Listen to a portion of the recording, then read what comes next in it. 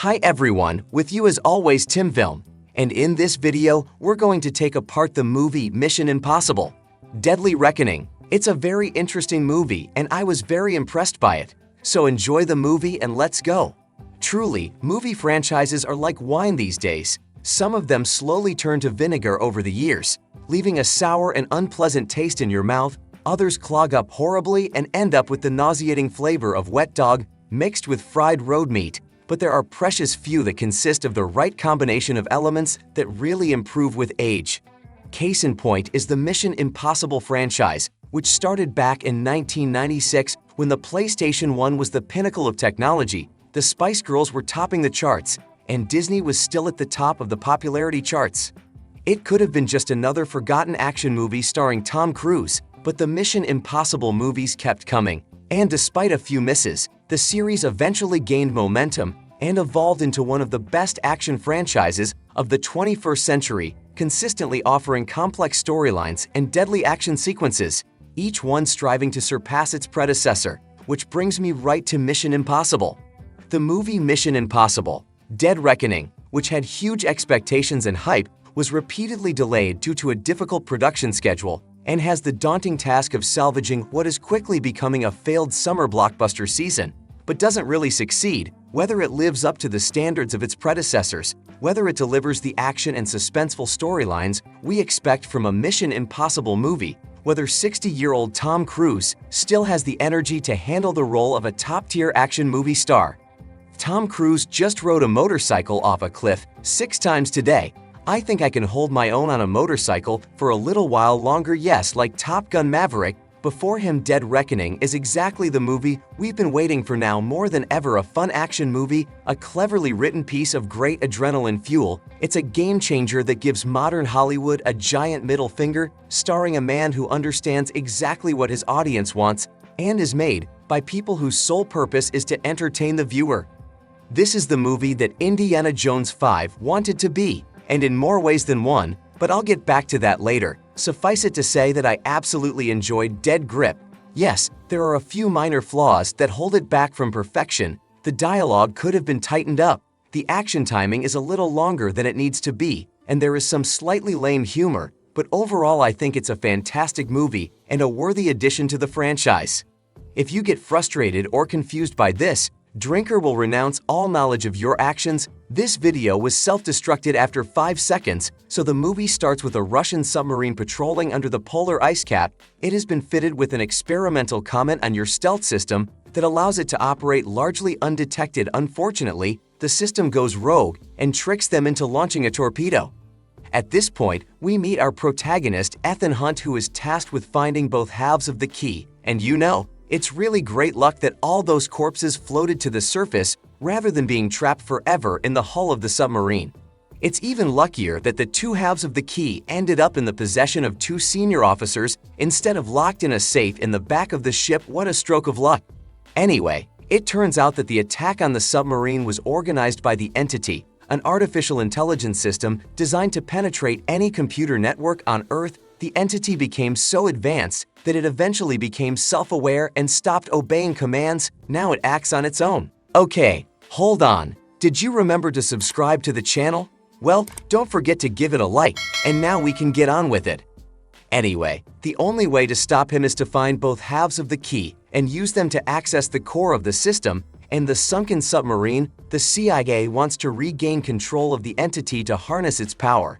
But since Ethan has already seen 2001, A Space Odyssey, Terminator, The Matrix, Metropolis, Blade Runner, Westworld, and Age of Ultron, he decides it's better to just destroy it, so he steals half of the key and Rogan begins his own mission. The first target is in Abu Dhabi, where they must intercept the other half of the key, and here's where things get a little more complicated. Ethan must not only find the seller, but also confront Grace, an international thief hired to steal the key, as well as Gabriel, a ruthless terrorist working on behalf of an entity that dreams of taking over the world. And then there's a government task force sent to hunt down the Ethan and Grace don't want to work to get both halves of the key back and save worlds. But will they be able to stay one step ahead of their enemies? Will Ethan lose sight of his mission to settle a personal grudge against Gabriel? And will they all survive to the end? I've said before that the dead count and feel very similar to the movie Indiana Jones 5. But if you break them down plot-wise, they do have a lot in common. The ageless male protagonist has to join forces with a feisty and distrustful young woman to race against time to find the two halves of a dangerous MacGuffin that could change the future of humanity if it falls into the wrong hands. But the devil lies in the details, and it's their execution that makes one movie a compelling, fun, and well-constructed action movie, and the other what makes it interesting. For starters, the main character, while Indiana Jones was just another burned-out, pathetic old loser who just wanted to die, Ethan Hunt, like every other legacy hero in Lucasfilm projects, is still at the top of his game, able to run, fight, and kick ass with the best of them. Yes, you could chalk it up to Tom Cruise and his ego refusing to step aside and wait for the next generation, but why should he?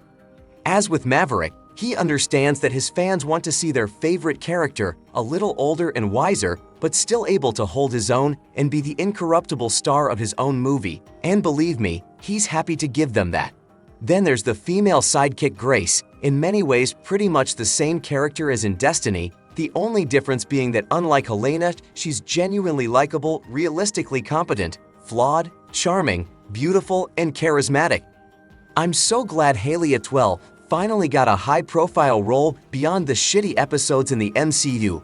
I could do this all day, and she definitely makes an impact here, where Phoebe Waller-Bridge came across as smug, condescending, charming, and insufferable. Atwell's performance is seductive, effortless, and confident. You never get the feeling she's trying to outshine Cruise, and the script never tries to elevate her above him, which is a crazy notion in modern film. The movie has a MacGuffin underlying the plot of Dial Destiny that never felt like a real threat that the audience could fight. We were told he was dangerous without being shown his power until the very end of the movie, and even that power ended up being dumb, but with the dead reckoning MacGuffin that everyone is fighting over is in some ways also the main antagonist of the movie. The creature is a pretty unique threat as it's not a person you can fight and kill it.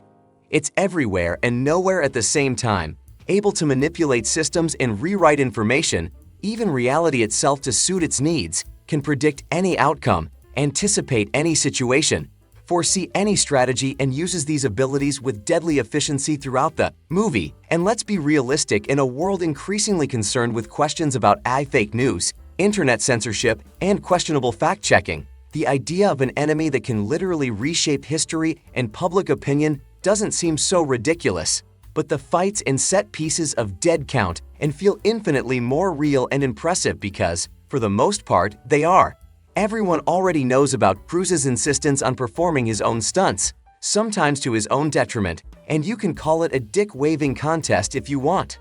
The tuk-tuk chase in Indy 5 brought me to tears because it was painfully obvious that the whole thing was nothing but green screens and CGI. But the equally long chase sequence in Dead Reckoning was shot on real cars in real locations, and it shows that now this movie is completely perfect. Of course not. I already mentioned that the dialogue seems somehow clunky and off-kilter. The movie lasts 2 hours and 43 minutes, and I have to admit that it was too long for me. Not that I was bored, but I was ready for it to be over. Multiple factions pursuing the same goal and coming into conflict with each other. It's a pretty good concept that many similar movies have been made on in the past, but there are moments when the script becomes so confusing and shocking.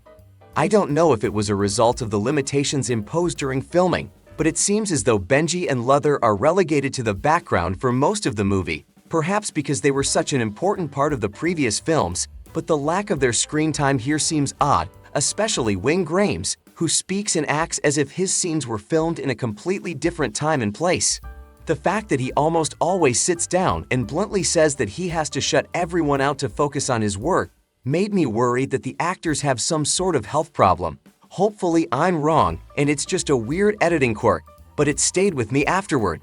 Sometimes it even interferes with dramatic moments. For example, a character about to be executed is miraculously saved by Tom Cruise accidentally parachuting out a window. And in a movie as complex as this one, moments like that seem kind of cheap. Don't get me wrong, it's not as prevalent or intrusive as in Marvel movies, but like the excessive action timing and clunky dialogue, it points to a script that isn't as finely tuned as movies like Fallout or Rogue Nation Legacy. Rogue Nation Legacy was obviously filmed under rather difficult circumstances, so I won't take much offense to it. And none of that spoiled my enjoyment of a great action movie that will probably dominate the summer box office, and it deserves it, at any rate. That's all I have for today. Now off you go. Thanks for watching this episode to the end. Write your opinion of the movie in the comments, and see you in the next video.